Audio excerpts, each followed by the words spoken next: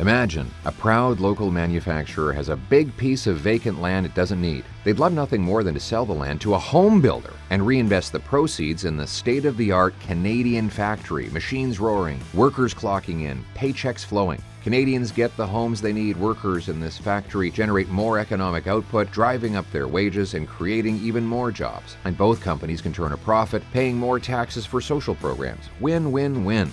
But there's a big problem. Wham!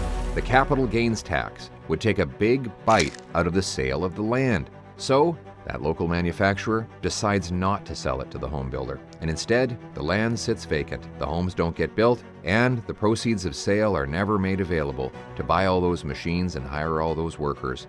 That is what we call the lock-in effect. Bad for investors, worse for our economy. It blocks our businesses from growing, stifles innovation, and keeps us dependent on the U.S. And because investors pass up on selling the asset, they don't actually earn a capital gain, and ironically, the government doesn't collect any tax at all. Lose, lose, lose. Now, I've already told you that I will reverse the Liberal capital gains tax hike. But I will go further. Today I am announcing a plan to unlock billions of dollars in reinvestment to build Canada into an economic fortress against American threats. I will axe the tax on reinvestments in Canada. Here's how it works. Anyone who sells an asset will pay no capital gains tax on whatever proceeds they reinvest in Canada. People can choose to reinvest into Canadian businesses, Canadian stocks, Canadian farms, Canadian home building, and other Canadian investments, fully tax deferred.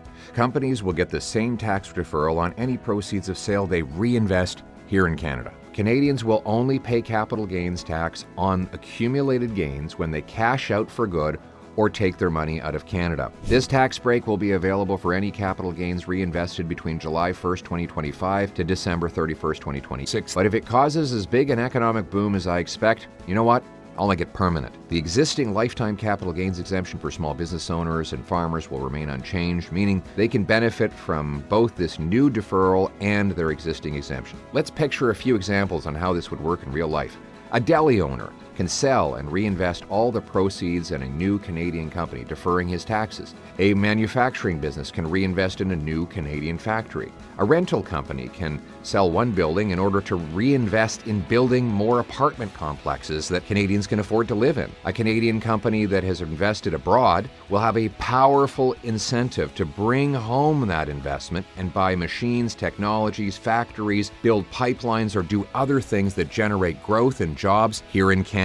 This will bring home tens of billions of dollars of job-creating investment. Here's the thing, government will still get its share, but later and bigger. When investors actually cash out for good without reinvesting, they will pay capital gains tax on all of their investment gains. Meanwhile, the extra investment that will result from this policy will create more jobs and growth, making up for much of the government's short-term lost revenue. My plan to axe the tax on reinvestment will reward those who put their money to work here. We need to bring it home to reverse the lost Liberal decade in which Canada had the worst GDP growth of all of our competitors. We're projected to have the worst growth among all of the nations of the OECD over the next 30 years. Under this Liberal government, $500 billion more Canadian investment is left to the U.S. than has come back. That equals $11,500 per Canadian. Imagine $500 billion of Canadian money building mines, pipelines, factories, and business centers for American workers.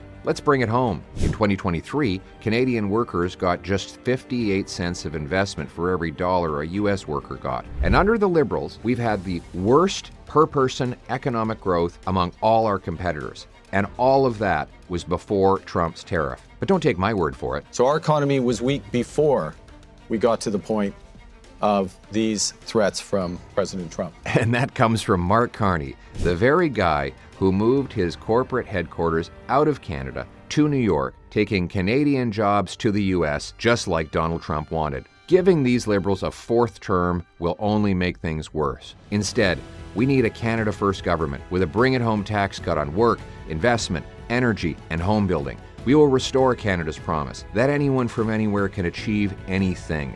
That hard work gets you a great life, in a beautiful home, on a safe street, protected by brave troops under a proud flag. Canada First, let's bring it home.